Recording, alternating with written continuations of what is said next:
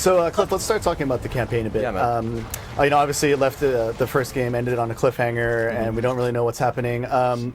Is this one going to be kind of more focused on the characters, you think, or is it going to be more saving the world type stuff? Well, you're still saving the world, but at the same time, it's more of a personal story. You have Marcus and Dom right here, and Dom's looking for his wife at the beginning of the game.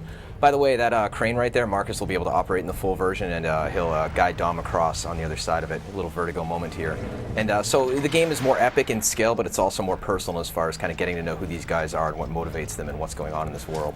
Obviously, co-op is going to play a huge part in the game. How are you going to work out the storyline when playing co-op? Is it still going to be the same sort of cutscenes and things like that? Yeah, I mean, cutscenes sometimes get kind of a bad rep, and for me, narrative-wise, it's just one of the other tools that we use as designers to kind of like tell the experience of what we're doing, right? And you finish that guy off and get to the next enemy. And we tell the story by having voices over PA systems. We have these things called discoverables where players can find like a piece of paper that reveals a little bit of information about what's going on in the world, and all those different devices. That's a Mauler, by the way. He's a boomer that wields a shield as well as a continually exploding grenade-like device. And if I can take him out, the shield I can actually wield. Ah, he's charging me. Shoot in the leg, shoot in the leg. Die. There we go. Sweep the leg. Cool, yeah, that's the way to take him out. Now I have the shield, and there's a Reaver. They can actually land this time around. Let me deploy my shield and take a few pot shots at him. Ooh, that just saved me from the rocket. Now I can plant the shield in the ground right there. One of the themes of the game is the idea of portable cover, right? You can take enemies hostage. You have these creatures called rock worms, which are essentially these, ooh, that's nasty. And you can grab the shields, and you can put them in the ground and take out your enemies with them. Oh, here's another one of those bastards. See if I can knock this guy down. And still, what do you think I go for the curb stomp? There we go. Oh. How is it working with Josh Ortega this time out? Josh is a tremendously talented writer who is very prolific in the sci-fi and graphic novel arena. And if you've ever met him, he's a force of nature, man. The guy is just nonstop, and he's such a bundle of enthusiasm. Oop, there's the ticker. I just knocked him onto his back. Oh, and here's our Scorch drone. You can blow up his backpack, by the way. And narrative's incredibly important to us. I mean, Gears 1, it's still very much kind of a summer blockbuster type of experience, but we really want to kind of get to know these guys a little bit better and introduce a couple other characters. We have Dizzy, who's a truck driver. We have Ty, who's kind of this honorable Pacific Islander warrior type guy. And we have a flamethrower, too, by the way.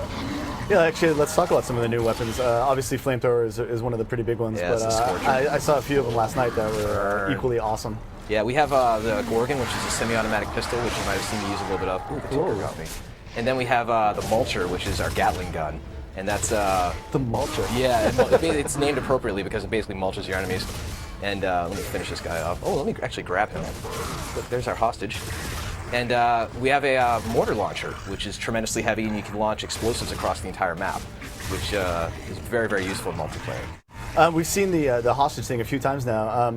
How exactly is that going to work? Will other locusts actually not fire on their squad mates? Oh, they will, and it's actually when you have somebody as a hostage, it's basically a get out of jail free card as far as somebody using a boom shot or a grenade on you. And if somebody actually chainsaws, what winds up happening is they'll chainsaw their buddy, and then you can kind of get away while they're delayed for a second chainsawing their buddy. Can you use the hostage mechanic in multiplayer as well? Oh, absolutely. But the thing to keep in mind is once you take somebody hostage, they're basically they go into the spawn queue immediately. So you're not just carrying them around for the rest of the game because that'd be very, very frustrating. If you were to take somebody hostage, would they be able to eventually break free and attack you again? No, once they're gone, they're gone. Yeah. And the Hammer of Dawn's back. You saw it with the other guy, and I'm going to take out this guy. Yeah, this is the Cantus. He's kind of the Locust Priest, that kind of tall, wiry guy in the back. And he can summon tickers from the underground, and as well as use the gas grenades on you. He can also revive other enemies in battle, which are very, very, very tricky when he starts doing that kind of stuff. Let me take this bastard out. Burn him. Get him, Dom! Dom just knocked him down with a screen attack. You see that? There we go. Take it. So the in the multiplayer, there's also a new mode called Horde. Yeah, basically, so what we wanted to do is have we love co-op, right? And we still have 2 players in the main co-op campaign, but we also wanted to kind of expand upon that by having a 5-player mode called Horde. And I'm going to actually finish this guy off right here and tell you about that.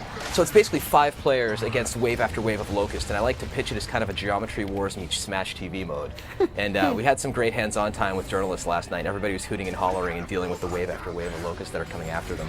Right here you can see the crowd system at play in the latest version of the Unreal Engine, and there's a Brumac in the middle of that, and I'm going to grab the Mulcher gun that we talked about. You can see it's very heavy and it has a little bit of encumbrance. And I'm going and I'm mounted on cover and just start unloading on the crowd and finishing them off. I can actually cool off my gun by holding the right bumper. You can see the steam coming out too because it overheats. And then the Brumak's unloading on the building here, and the building eventually collapses on the entire crowd, kills a lot of them, and then, as you'll see in a second, has a little bit of a surprise.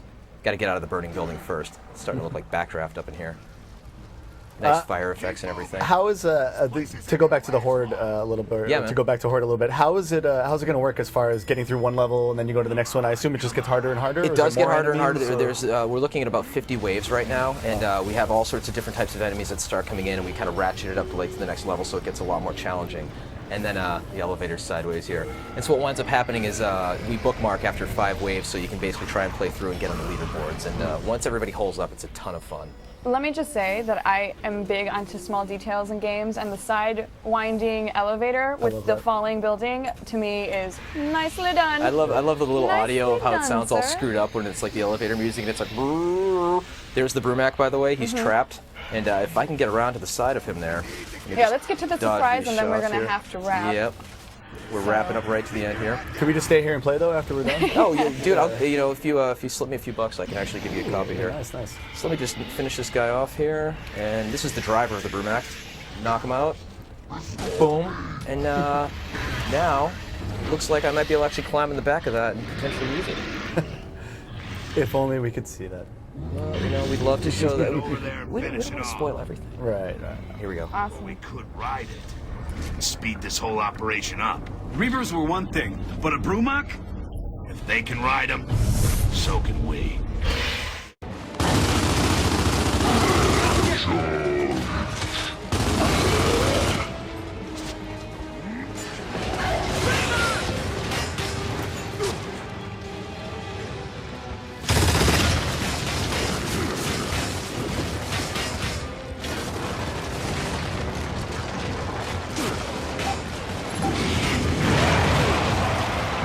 Baby.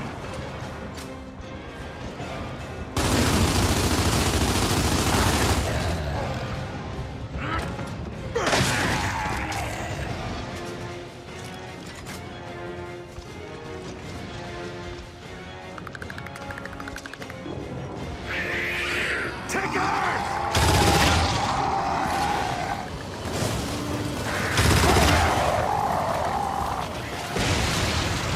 Nice! I know.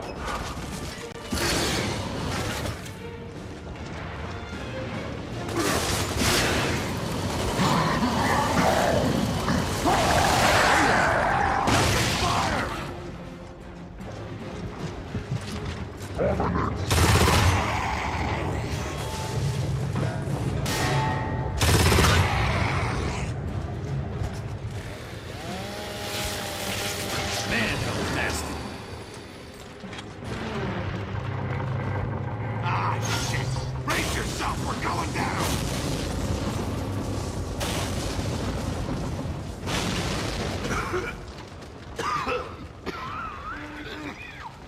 Dom, you alright? All good, Marcus. Let's keep moving.